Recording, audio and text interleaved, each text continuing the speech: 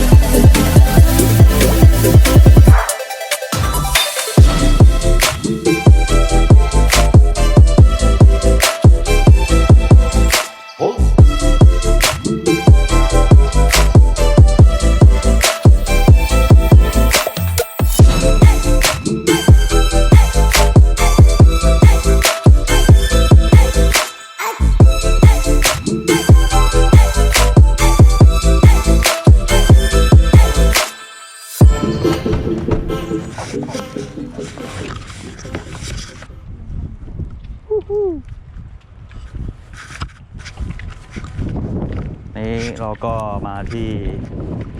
ท่าเรือข้ามไปเกาะขาม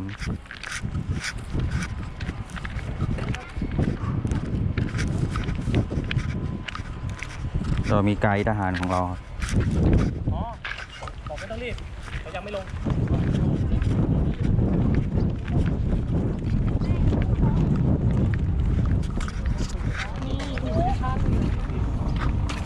สมบูรณ์มาก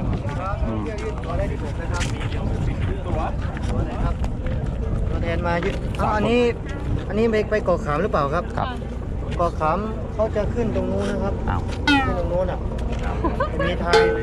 ถ้าเราออกจากเนี้ยเลี้ยวขวาไปแล้วก็จะมีทางบอกนะครับว่าขึ้นท่าเรือเกาะขามอันนี้ไปไหนครับอันนี้ไปเกาะแสมสารครับไกลกว่าเช็ดอันนี้ท่าเรือไปเกาะแสมสารครับจะมีร้านกาแฟนี้ฟล็อก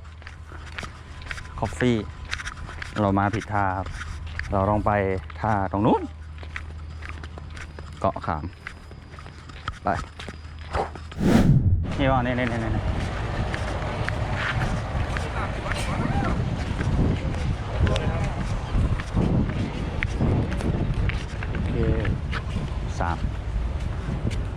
ลำนี้ครับลำนู้นครับขอบคุณครับ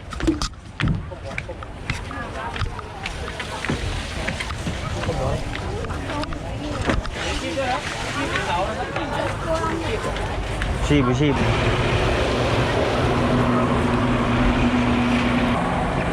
เกาะขามอยู่ไหนวะ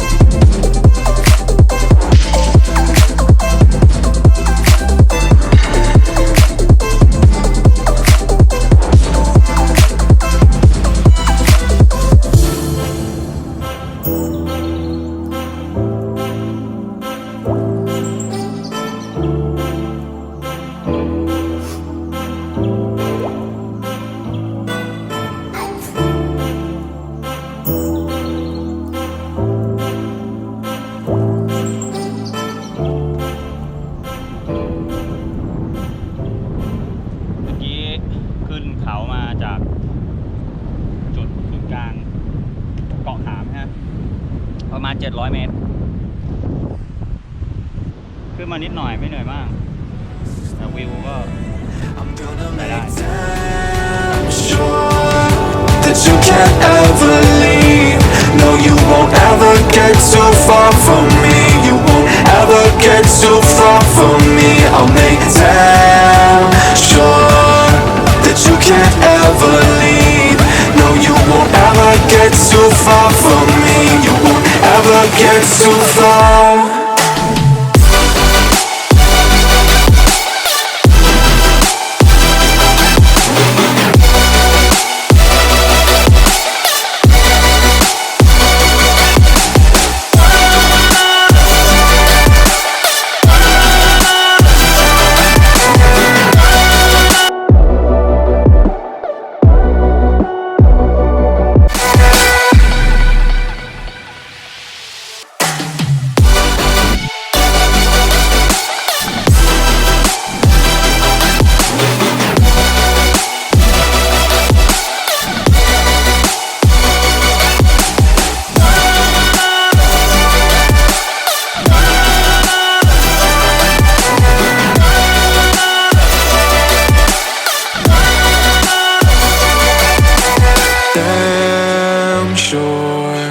That you can't ever leave. No, you won't ever get too far from me. You won't ever get too far.